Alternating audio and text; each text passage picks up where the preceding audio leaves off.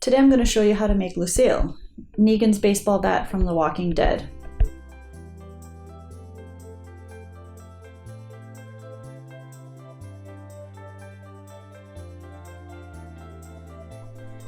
Yay, I'm so excited for The Walking Dead to be back on. It's almost like Christmas. You count your sleeps until The Walking Dead. I think I like Walking Dead better than Christmas. Okay, so I started this project by baking two 9x13 chocolate cakes. I let them cool and then I leveled them. So I made myself a template of the baseball bat that I will be using, and I cut circles out to match about the diameter of the baseball bat.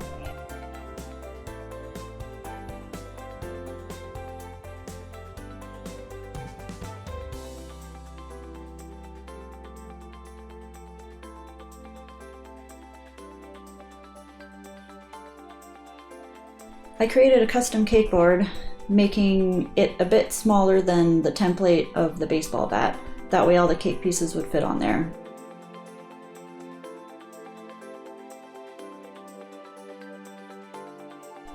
So take each circle of cake, cut a little bit off the bottom because you want it to sit on the cake board and not just roll right off, and start icing each piece. Stick them close together and start following the cake board design. Go a little bit smaller with your pieces. As you see, I had to take a piece out because it was just too big. I didn't take into consideration the icing, the space of the icing. So I just took that one piece out and just continued on. I'd be carving it later anyway. I just didn't want to waste too much cake. After you've got all the pieces stuck together, give it a crumb coat and stick it in the fridge for a bit. After that, I took it out and I trimmed down the middle part. It was still a little bit off. I didn't like the shape of it. Give it one last coat of icing. Doesn't have to be pretty. Baseball bat's gonna be pretty beat up anyway, so having those little lines in there is perfectly fine. So while I was putting my cake back in the fridge, my handle broke off. So I just took a leftover scrap piece, I just cut it down real quick, just stuck it on, put a little bit of icing on it, and called it done. I don't even think you could tell.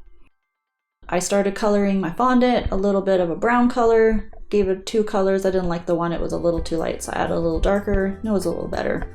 It was a little hard to cover this cake because I didn't have a board big enough to put it on, so I just kind of had to cut it in the air. I stuck the lid of my icing sugar underneath the back of it because it was too heavy and leaning down. I didn't want it to break off.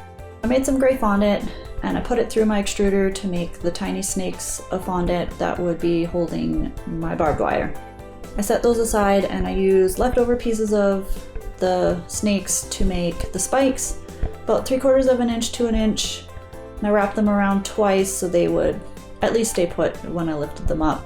This part was really tedious, so if you don't have patience for tiny intricate things, it's probably not the project for you. Carefully pick up your bat and put it on your cake board.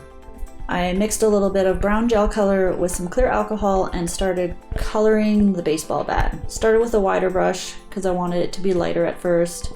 There were a couple little chunks in there that just wouldn't dissolve, which is fine because they gave me a darker streak here and there, which kind of worked out pretty good.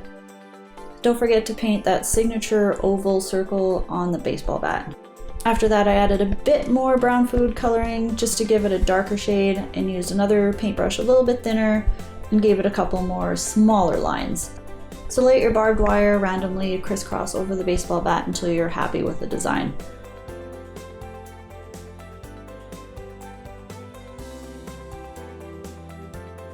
So I started decorating my cake board. I used the leftover brown color that I had and I added a bit of black to give it a darker look and just started painting the cake board and dabbing the paintbrush so it didn't look so streaky, more like gravel.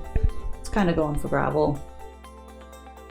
After your cake board's all painted, I used my homemade edible blood recipe and I decorated around the cake board where the pool of blood I wanted it to be. I made a template. It ended up sticking to the cake board, so I probably could have winged it. So I just dripped it all the way around, just kind of spread it with the spoon, and then I started dripping it over the bat. It started to look really cool. I stuck those original rocks to the board with a bit more of that fake blood because it is made of gelatin, so it will harden and they will stick better. Now your cake is finished. Oh, so gory, I love it. It's best to let the blood set overnight just because it is a jello and it is a little squishy and soft at the beginning. It should harden up by the next day. Mine kind of didn't. I don't know why. It shrunk a little bit, so there were some lines around the outside, but that was alright. At least you could tell where the blood was. If you make this cake, you'll be sure to amaze all your friends at your next Walking Dead night. So don't forget to watch The Walking Dead. I will be watching it. If you like this video, give it a thumbs up. If you want to see more amazing creations, subscribe to my channel. See you next week.